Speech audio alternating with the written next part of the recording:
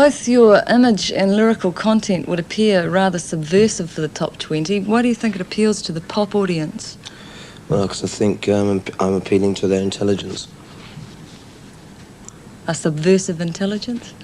Well, I think the trouble is most people tend to appeal to younger people's... they try to treat them like idiots. But, I mean, if you just talk to them like they're adults, like anybody else, which they are, the people, they've got every right to have the same sort of respect that anybody else gets.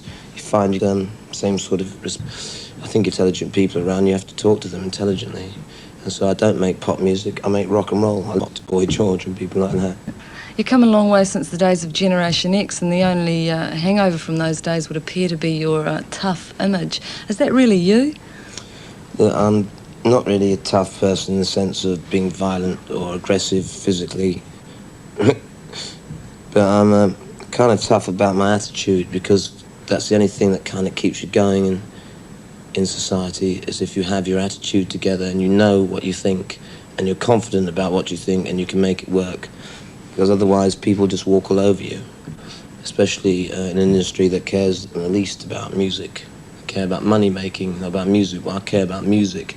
Keep that together, right?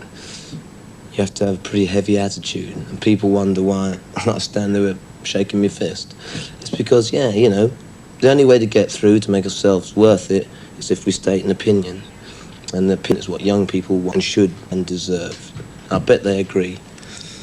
Why did you choose the name Billy Idol, especially in a time when there were Johnny Rotten, Rat Scabies, you know? Yeah, exactly. I mean, that's the point. That's exactly the point. It's like be easy to... I thought, first of all, of course, of I-D-L-E, you know, idol. Because this chemistry teacher, and I was at school, I got 8 out of 100 for chemistry. I hated chemistry. So he wrote William is idol, right? But I thought that was great to 10 for chemistry, because I hated the hell out of it. So I thought it was worthwhile of being called I-D-O-L, idol. Nah, you know, also, it's good fun making fun of show business. I'm not into show business. I'm into rock and roll. Okay, Billy, well, White Wedding portrays a pretty horrible view of marriage. Is that based on personal experience? No, I was never married, but no, the song's about my sister. Yeah. And, well, really, it's nothing to do with marriage, really. Let's face it. It's about kind of conventions in society that people kind of use hypocritically just to, I don't know, for their own ends, really.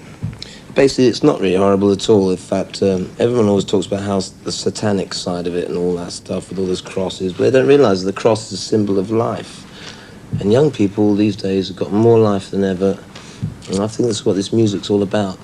And they don't see the horror visions in that, they see the truth. To them, that's not horrible at all, it's real. To me, it's not horrible, it's nice. I think that's the truth. All I ever see is men beating women up. Well, things like Rebel Yell...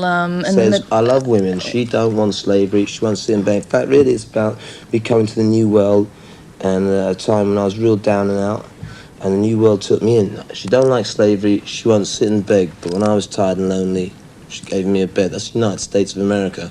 And people find it very easy in some places to put the United States down, but they forget there's a lot of working class people, ordinary people who struggle every day and have nothing to do with the ruling class, and who you know, die for the same things Australians and everybody else and New Zealanders do.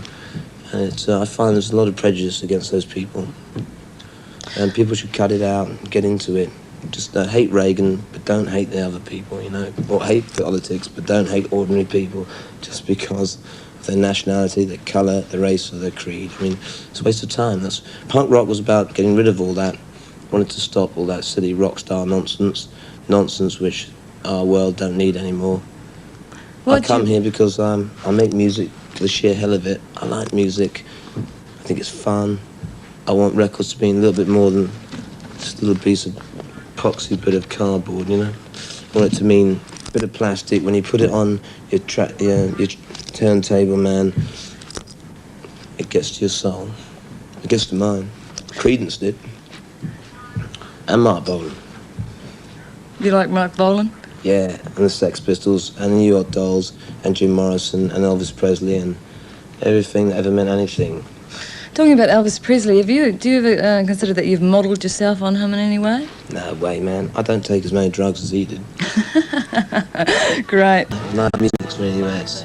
That's the last bastion of good fun. Right.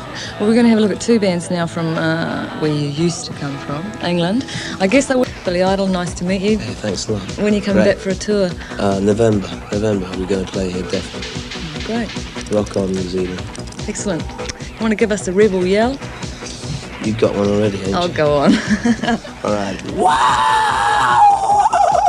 Rock on, I tell you. If you don't do it for me, then you're wasting my time. Thank you. Good night.